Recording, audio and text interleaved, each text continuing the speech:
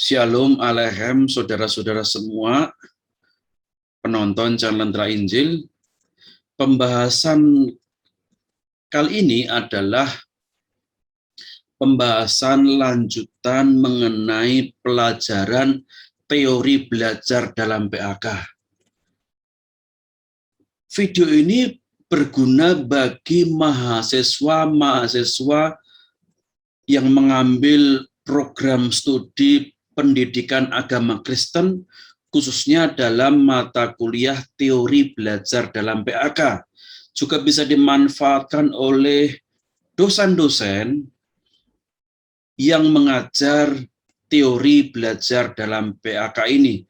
Oleh karena itu, mohon saudara untuk subscribe, like, dan share jika saudara diberkati oleh pembahasan video ini. Saudara juga bisa melihat video-video teori belajar PAK yang lain dalam playlist teori belajar dalam PAK. Saudara, dalam kajian ini kita akan membahas mengenai proses belajar individu. Kita akan membahas bagaimana sebenarnya proses yang dalam individu ketika belajar. Nah, saudara, belajar itu adalah sebuah proses. Ada proses yang terjadi dalam diri individu, antara individu yang sedang belajar dengan subjek yang mau dipelajari, hingga kemudian menjadi sebuah hasil belajar. Itu ada prosesnya. Maka proses belajar individu itu bisa digambarkan demikian. Ya. Individu ketika belajar itu dia mempunyai suatu hal yang dinamakan input, yaitu suatu kemampuan yang sudah dimilikinya, pengalaman dan pemahaman di masa-masa yang lalu yang dimilikinya. Dari input itu kemudian dia mulai mendekati subjek atau mulai mempelajari suatu subjek yang sedang dia pelajari atau dia tertarik untuk mempelajarinya. Nah, disinilah kemudian terjadi namanya proses belajar. Mulai mencerna, merenungkan, mempertanyakan, terus mulai mendapatkan hal-hal dari subjek itu, itulah proses belajar. Akhirnya melahirkan output atau hasil belajar. Jadi dari input menuju output ini ada subjek yang dipelajari, ada proses belajarnya, sehingga ada hasil yang dikeluarkan. Apa yang dimaksud input dalam pembelajaran? Input adalah kondisi awal siswa sebelum mengikuti kegiatan pembelajaran.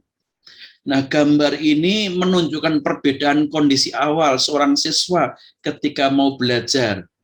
Ada yang ngantuk, ya mau belajar masuk ruang kelas, sudah ngantuk. Ada yang sudah siap, ceria, punya minat untuk belajar. Nah, ini ada input. Sebelum belajar, ada kondisi awal. Ya, kondisi awal menyangkut juga kondisi psikologis maupun juga pengetahuan-pengetahuannya. Nah, kondisi awal ini juga menyangkut kondisi fisik dan psikis, di samping kondisi pengetahuan dan pengalamannya di masa lalu. Ya, kondisi fisik itu berbicara kemampuan tubuh dan panca indera. Ya, orang yang mempunyai kemampuan tubuh tertentu itu akan bisa berproses secara berbeda dengan orang yang memiliki kemampuan tubuh yang berbeda pula. Demikian juga panca indera.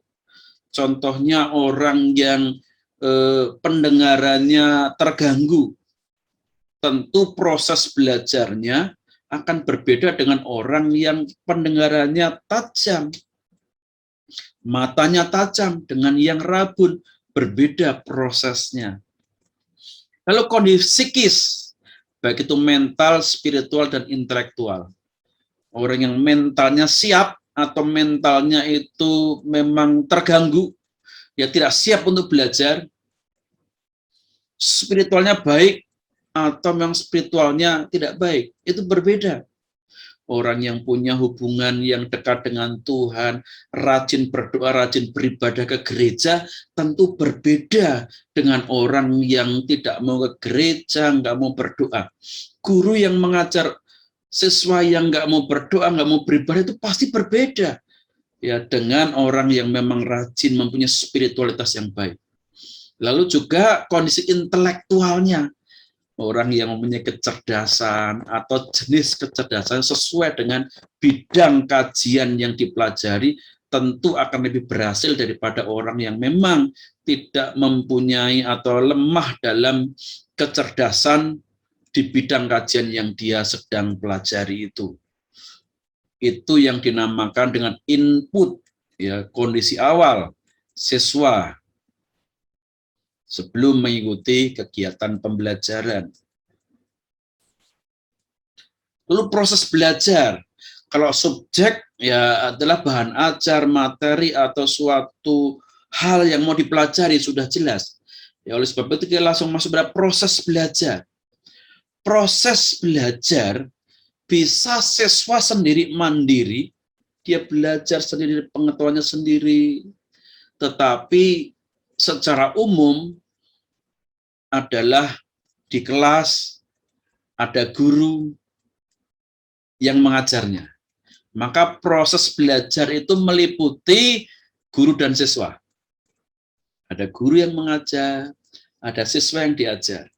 Bagaimana mereka berinteraksi, berproses dalam mengajar. Lalu komponen selanjutnya dalam proses belajar adalah ada sarana dan prasarana. Ada sarana yang mendukung dan prasarana yang mendukung, itu menentukan apakah proses belajar itu maksimal atau tidak. Ya, sarana dan prasarana itulah alat bantu atau alat pendukung untuk proses belajar mengajar menjadi maksimal.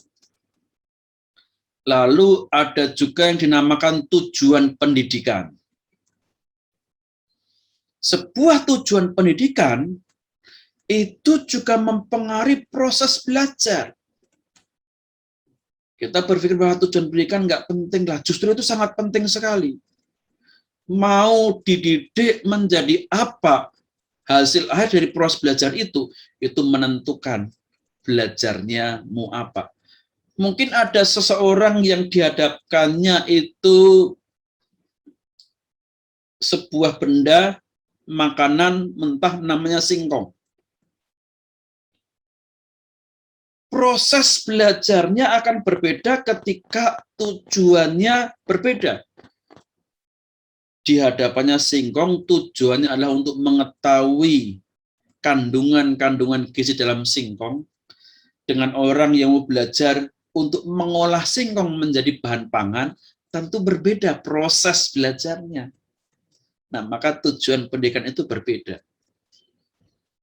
Ya, tujuannya untuk mendidik guru-guru supaya siap mengajar, diutus di sekolah-sekolah di pedalaman, berbeda dengan tujuan pendidikan atau proses belajar untuk guru-guru yang nanti hanya menjadi pencari kerja sebagai pegawai di kota. Beda proses belajarnya. Lalu kurikulum pendidikan itu juga menentukan dalam proses belajar. Materi pembelajaran, nah ini materi atau subjek yang dia pelajarinya. Apakah materinya tersedia lengkap, cukup, atau sebagian? Materi pembelajaran jelas, menarik, atau tidak? Ini sangat penting juga dalam proses belajar. Lalu juga ada strategi, metode pembelajaran, media pembelajaran, evaluasi pembelajaran, dan lain-lain. Di dalam proses pembelajaran itu juga mempengaruhi proses belajar. Lalu keterampilan mengajar atau kompetensi dari guru. Wah, ini apalagi ini sangat penting. Ya, ada guru yang terampil, mempunyai kemampuan mengajar, mempunyai komunikasi yang baik, kemampuan berbicara secara jelas, terarah, bertujuan, terstruktur. Itu sangat bagus bagi siswa. Selanjutnya kita sampai kepada output. Apa itu output? Output itu secara umum meliputi kemampuan intelektual, kemampuan sikap, kemampuan tindakan. Ini yang biasanya disebut dengan taksonomi Bloom. Ya, ada ranah psikomotorik, ranah afektif, dan ranah kognitif. Kognitif itu intelektual, sikap itu afektif, dan psikomotorik adalah tindakan. Ini output yang diharapkan atau hasil yang diharapkan dari sebuah proses belajar. Nah, output sendiri itu apa? Kalau output itu harusnya meliputi 3 ranah ini.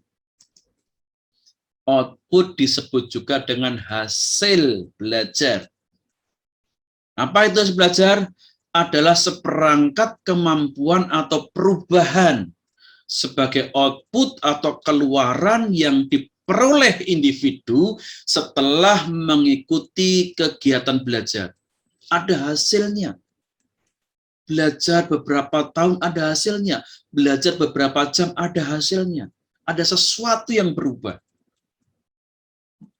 Ada seperangkat kemampuan yang ditambahkan.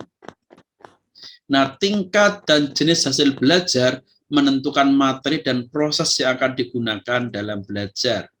Nah, mengenai bidang-bidang tingkat dan jenis hasil belajar yang ditentukan, ya, itu menentukan materi dan proses yang digunakan dalam belajar, itu kembali kita lihat di sini.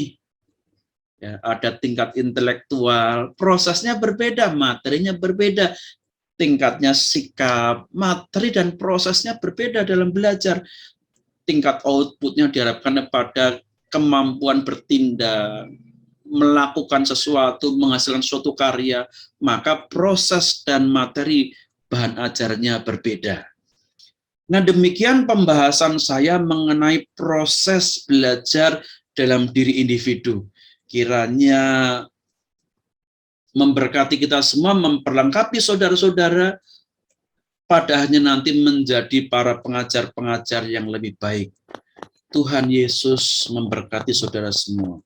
Shalom Aleichem.